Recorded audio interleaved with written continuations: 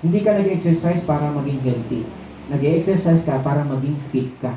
Hindi lahat ng nag-exercise walang sakit.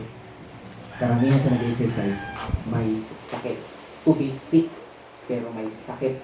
Because health comes from the Lord. Magugulat ka, jogging-jogging yan, mama. Nandun na. Nandiyan po ba tayo mga kapatid? Bakit nagja-jogging naman? Meron akong naalaman ganyan mga kapatid, ano?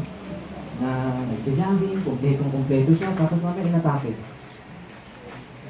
Why? Kasi, yun eh. Ang health galing sa Panginoon. It comes from the Lord. Kahit nga basketball player, minsan may basketball player na malusog. Nawawala. So, pero sabi ko, exercise is good. Ayan po ba? Kaya lang sabi dito mga kapatid, pero ang sabi dito, bilang tayo po ay nananampalataya sa Panginoon, sabi niya, for bodily exercise, profit, little. Amen? Little.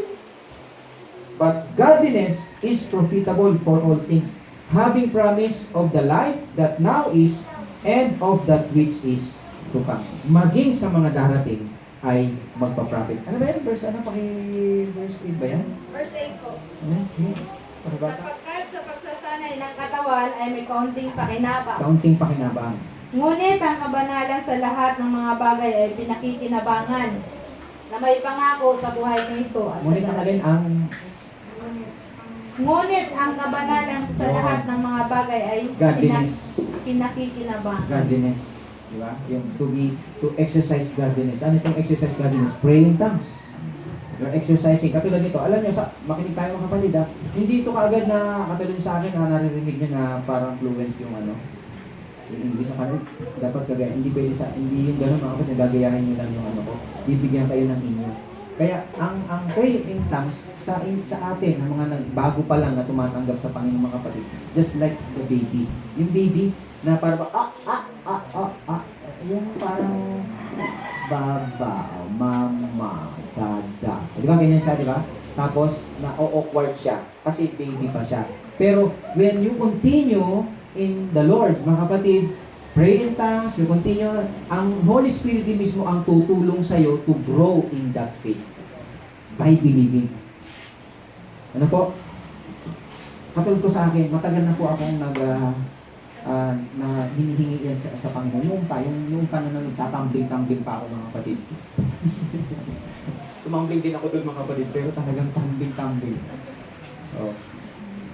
Hindi. Iba parang ratatatatat yung yung nangyayari sa akin mga kapatid. Pero nung dumating yung biyaya ng Panginoon, sabi, hindi mo kailangang struggle, just flow. Let it flow. Just open your mouth, mga kapatid. Pray in the Lord. Lord, I want to receive baptism in the Holy Spirit with speaking in tongues right now, Lord. I believe, Lord, that I am entitled for this blessing, Panginoon, because you died at the cross. So, for this reason, Lord, I am entitled for this. So now, Lord, I will open my mouth and speak, and I will start, para akong nagpapractice sa'yo mga kapatid, I will start to speak in tongues. Thank you, Lord, in Jesus' name. Then I start, Hallelujah, harara, mahaya, katatat. Mararamdaman mo yun, yung dila mo pumipilipit. Minsan naninigas pa yan. Ayaan mo lang. Just continue in that faith. Then lalambot na yan. Kaya mga nakita niyo yung baby pag nagsalita, di ba? Para bang, akala mo, parang hindi matututo, pero natuto. Di ba? Mamaya, daddy, mommy. Oh, tinuturuan mo na, nag-aano na siya nagsasalita na siya na, maganda ako. Oh, sabihin mo, maganda si tita. Oh, diretso. Antita. Oh, di ba? Ganun, parang bulol pa, di ba? Oh, ang pangit, akuya, apangit. Oh. Oh, love mo daddy, love daddy. Oh, gano'n, di ba? Sa umpisa lang yun. Pero pag tuloy-tuloy na yung kapatid marunong, mamaya siya na nagpupusa. Amen. And it is your weapon. Kaya sabi sa Ephesians, susutin mo. Binasa niyo ba yun? Di ba? Hindi na natin kasi wala tayong oras. So, suotin mo yung helmet ng kaligtasan. Tama po ba? At hawakan mo yung sword of the Word of God. Yan. Amen? And praying in all supplication and in the Spirit. Yun, prayer in tongues. While you are praying in tongues, you are allowing the Holy Spirit to work in you, through you, and for you. Amen. Ano lang binasa natin? So yung sinasabi, yung binasa naman ni Sister Bane, yung exercise godliness, mga bagay na sa Diyos, mga bagay sa Panginoong Kristo. Tingnan nyo, 3:16, basahin. Pakibasa sa 3:16. 3:16 ng Timothy din, 1 Timothy. Verse 16. 3:16. 3:16. At walang pagtatalo, Yeah. dakila ang hiwaga ng kabanalan. Yaong nahayag sa laman, pinapaging banal sa Espiritu. Nakita ng mga anghel, ipinangaral sa mga bansa, sinampalatayanan ng sanglibutan, tinanggap sa itaas sa kaluwalhatian. Yan. Ano po yung walang pagtatalo doon? Sabi dito, God was manifested in the flesh. Ano sa Tagalog yun? Siya ay nagkatawang tao. Paano siya nagkatawang tao? Siya ay, nakita natin, nung maging tao siya, namatay, inilibing, at muling nabuhay. Amen po ba? So, kaya nga, yung godliness, mga kapatid, it is not just a religion. Amen? It is more than a religious, yung maging makajos ka, yung parang makajos ka. Hindi, more than that.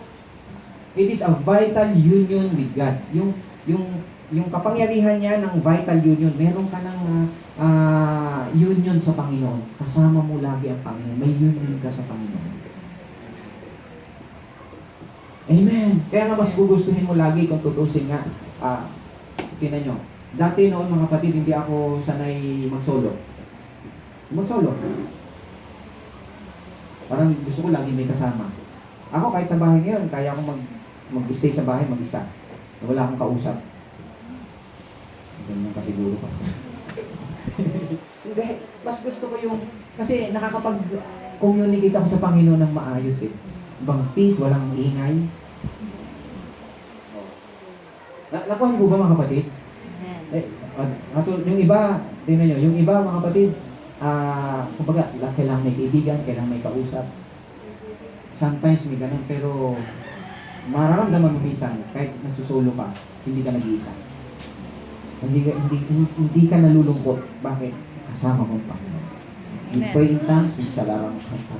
Tapos mamaya, ililid ka na yan mga kapatid, o dadalhin ka na doon sa Word of God, o magbabasa ka, mag-meditate ka. O, amen po? Amen? And your eyes, sabi niya, the eyes of your heart being enlightened, that you may know the hope of His calling. Diba? The hope of His calling, what is the riches of the glory of His inheritance to the saints. Glory of His inheritance. Kung gusto makuha ito eh. Makinig tayo mga kapatid, isa lamang po ito, pero dito po magmumula, dito po magbabranch out yung mga gifts of healings, gifts of wisdom, gifts of interpretation, gifts of miracle power. Amen po? Amen. Lahat ng gifts nandyan po yan. Ibibigay sa iyo. At this church mga kapatid, itong church na to, tayo ang first hand na binigay sa atin to. I feel we are the first hand. Tagal na ako dito sa Antipolo mga kapatid, pero I never heard. I just heard today na tayo yung first hand nito. Maring sila, dito sa Antipolo na naikot ko na rin, nakaikot na ako dito. Sino-sino na nakakausap ko dito. Cute pa ako noong mga kapatid. Mas cute ako ngayon.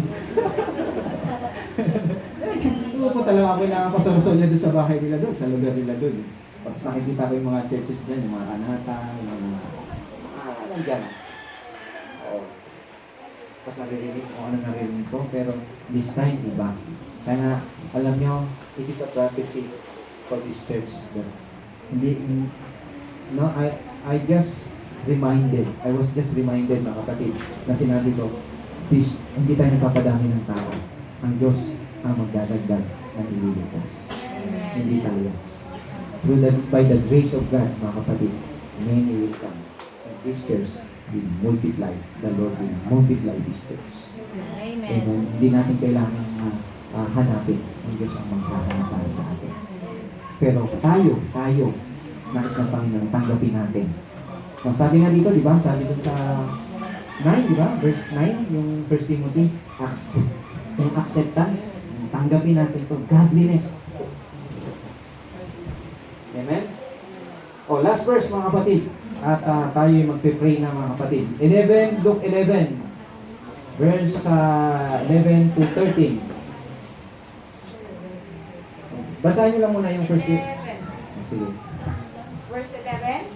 At alin ama sa inyo na kung humingi ang kanyang anak ng isang tinapay, ay bibigyan niya siya ng isang bato? O ng isang isda kaya, at hindi isda ang ibibigay kundi isang ahas? 12. O kung siya'y humingi ng itlog, kanyang bibigyan kaya siya ng alakdan? 13. Kung kayo nga, bagaman masasama, ay marurunong magbigay ng mabubuting kaloob sa inyong mga anak, gaano pa kaya ang inyong Ama sa kalangitan na magbibigay ng Espiritu Santo sa nagsisihingi sa Kanya? Amen. Amen. Ang tanong, humihingi ba kayo? Amen. Ang sabi ng Panginoon, if you lack wisdom, ask. If you want Holy Spirit, ask. Amen. Dati, pumasok pa sa isip ko ito mga kapatid. Sabi ko, paano yung pagka singit ko yung Holy Spirit? Ang demonyo yung pumasok sa akin. Ito ang sa akin, naglinaw sa akin, nagbigay linaw ng salita na to. Itong verse na to, yung verse 30. Diba? Sabi niya, kung ang inyong ama, sabi niya, if you then, being evil, know how to give good gifts to your children, how much more will your Heavenly Father give the Holy Spirit to those who ask Him? Ibig sabihin mga kapatid, pag humingi ka, Lord, sa Lord kay Jesus Christ, hindi yung mental, yung law, yung judgment, akala mo ang Diyos galit o ang Diyos ay nagpaparusa. Mga kapatid, makinig tayo, ang Diyos talagang magpaparusa, but not this time. Sa huling araw, yung judgment. Pero ngayon, this is not the time for judgment. Amen po, ito yung time ng grace ng Panginoon. This is our time, the grace time. Grace period po itong panahon natin ngayon. Na ang Diyos hindi po nagagalit, kahit na lang hindi magagalit. Now, makinig tayo. Kahit ako nagkamali, hindi nagagalit. Ang Diyos, mga kapatid, hindi magagalit sa'yo. But, makinig tayo, lilinawin ko lang. Keep discipline. Keep discipline. At pag nagdisiplina ang Panginoon, makinig tayo, hindi ka pagkakasakitin, hindi ka maaksidente, hindi ka papatayin. Amen po ba? Anong gagawin sa'yo? He will frustrate you. Sometimes, sa karir mo, ma-frustrate ka, mabigo ka, ma-deprive ka. Maliwanag po ba mga kapatid? Yung mabigo ka, hindi ka makapag-move on. Nakano po? Now, may itong gustong ituro sa iyong Panginoon dyan. So that's discipline. Correction. At sabi niya, pag napagtagumpayan mo to, lumalakas ka. Amen. Hindi ka mamamatay. Lumalakas ka. Palakpakan natin Panginoon. Kaya, sabi niya, kaya yun, tinuturo sa atin ng Panginoon kung ano ang isipin natin para sa Panginoon. No? Yun nga, pag humingi tayo sa Panginoon, mga kapatid, ibibigay niya, Holy Spirit, ibibigay niya sa iyo ang Holy Spirit. Mahal tayo ng Panginoon, mga kapatid. Dati inisip ko ngayon, sabi ko baka demonyo pumasok sa akin, sabi ko hindi, nasabi dito, Holy Spirit. So pag humingi ka sa Panginoon, wala sa iyo yung mga judgment, curse, condemnation. No? Amen po? And ask God for wisdom. Amen? Amen. Na makita mo ang Panginoon na hindi galit sa iyo kasi hindi siya galit talaga sa iyo. Mahal ka ng Panginoon, gusto kanyang bigyan ng kagalingan. At ngayon pinagagaling ka na ng Panginoon. Hindi mo lang alam. Amen. Pinalalakas ka na ng Panginoon. Magpatuloy ka. Grab it. And ask the Lord, Holy Spirit, and He will give you the Holy Spirit. He will not give you, yung alakdan. Ano pa dito? Sabi niya, kung kayo masama, marunong magbigay ng mabuti, gaano pa kaya ang inyong Ama sa langit? Ibibigay niya ng masagana sa inyo ang Espiritu Santo sa mga taong humihingi. Amen. Pag humingi ka, and receive it. Jesus name. Then continue. Pag nasa inyo na yan. Then, sinabi ko na sa inyo, di ba? Inihayag na sa atin ng Panginoon kung paano. Just allow. Not struggle, just allow it. Continue. Kung medyo nabubulol ka, just continue. Amen po ba mga kapatid? Just continue. Huwag kang mainit. Huwag nyo sabihin, dapat gagaya kayo ng pastor. Hindi ganun kabilis yung mga kapatid. Amen. Amen. Kaya nga, sometimes yung mga trials natin sa buhay mga kapatid, it calls for a prayer in the Holy Spirit. Sometimes, di ba? Para mag-pray ka lang mag-pray. Kaya kahit anong ginagawa mo, you can pray. Kung sa lalabas ka, tara na masaya. Kung naramasan na natin, pusti na lang ito, kita lalabasan para tira na mo pula lang ito sila. Kung ano masila lang po, hindi na naman. Ano po? Amen. That's the Holy Spirit. That's the Holy Spirit. You control. Stop. So, ngayon, siguro for the first time, na tinuruan tayo ng Panginoon about the Holy Spirit and about the receiving of the speaking in tongues. So you can do it. Amen? In your home. But today, I will pray for you. Can you allow me to pray for you? Amen. To receive this gift of tongues? Amen. Amen? So please, bow down your heads. Kalara mahasara na kala. Puro na makapagod. Isalamat po siya. Hallelujah. Hallelujah. Thank you, Lord Jesus. Thank you, Father. Lord, salamat po, Lord. Nilibig mo po, Panginoon, ang Holy Spirit sa amin ngayon sa araw na ito. Nilibig mo, Lord, even the gifts of the Holy Spirit, the prayer in tongues, Panginoon. Lord, right now, we believe because we heard your word, Panginoon. Ikaw po ang nagsabi, this is a faithful saying, worthy to believe, to be accepted, Panginoon. Lord, we believe you, that we are the righteousness of God in Christ. We thank you, Lord Jesus. And right now, I pray in Jesus' name that you baptize everyone here, Lord, in this church. Every believer, Panginoon. And I pray even those in the online watching, Panginoon. Those who want to receive you, Lord. And the gift of speaking in tongues. Lord, touch their hearts, Lord. Touch their tongue, Panginoon. I pray, Father, that you baptize them, everyone here, Lord, by the Holy Spirit, with the gift of speaking in tongues. In Jesus' name. In Jesus' name. Thank you, Lord, because Jesus died for us. We are now to receive all the blessings, including the gift of tongues, Panginoon. That's why, Lord, when they open their mouth, Panginoon, they will speak with tongues. And your Holy Spirit will speak through them, for them, and in them, Panginoon.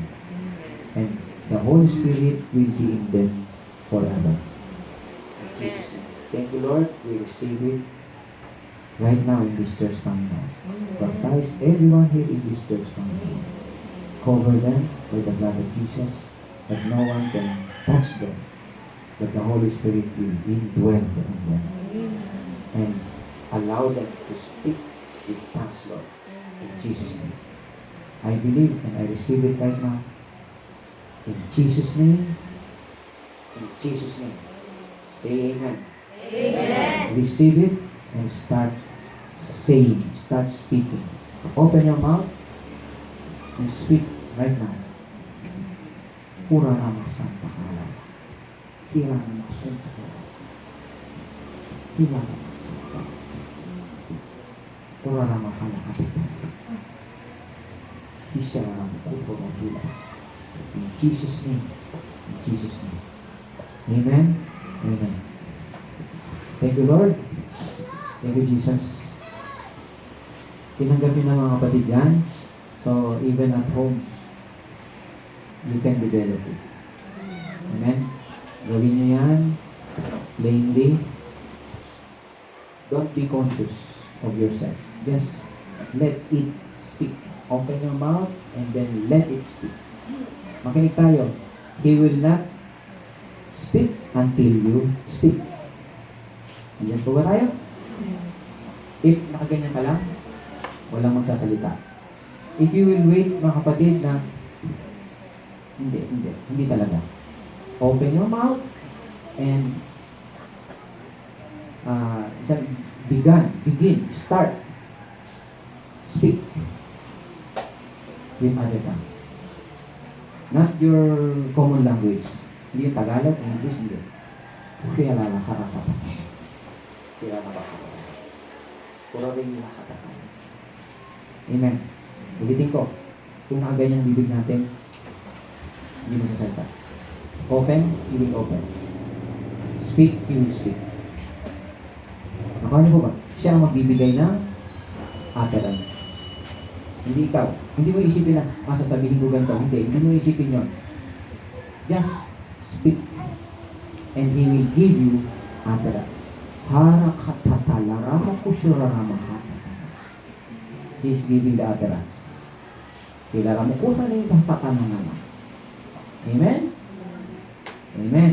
Amen. Gawin mo yan privately. Every time na take communion tayo, pilingin natin yan. Kumbaga, hindi ibig sabihin wala. Nandyan na. You have received it. You are now baptized in the Holy Spirit in Jesus' name. Amen. You are now baptized. Amen. You are now baptized in the Holy Spirit. You can speak with other tongues. You can speak with other tongues. You are able to speak with other tongues right now. In Jesus' name. Amen. In Jesus' name. Amen. Amen. Purihin ng Diyos. Tayo pong lahat ay tumayo. Glory to God. Hallelujah. Glory to Jesus. Hallelujah. And continue to magpatuloy tayo mga kapatid. Because this coming week, we will talk about the Holy Spirit. Amen po. Amen. Para lalo natin maintindihan. Because it is in the Bible. The Bible said, in the last day, I will pour out my Holy Spirit, my Spirit in all flesh. At sabi sa Isaiah mga kapatid, I will speak with them in other tongues. Amen. He speaks with us in other tongues. Kaya naiintindihan ng Espiritu natin yung sinasabi ng ating Panginoon. And He will reveal to us. Amen. Hallelujah. Lord, salamat po Panginoon sa oras nito. Bless this communion, the bread and the cup. This is the divine redemption, Panginoon. The act of redemption. The body and the blood of Jesus at the cross. Lord, we want to receive. As you are in the Father's right hand, so are we in this world. We are receiving, Lord, right now. Amen. While we are partaking, we receive, Lord, healing, deliverance, restoration in our life, in every area of our life. Thank you, Jesus. In Jesus' name, amen and amen.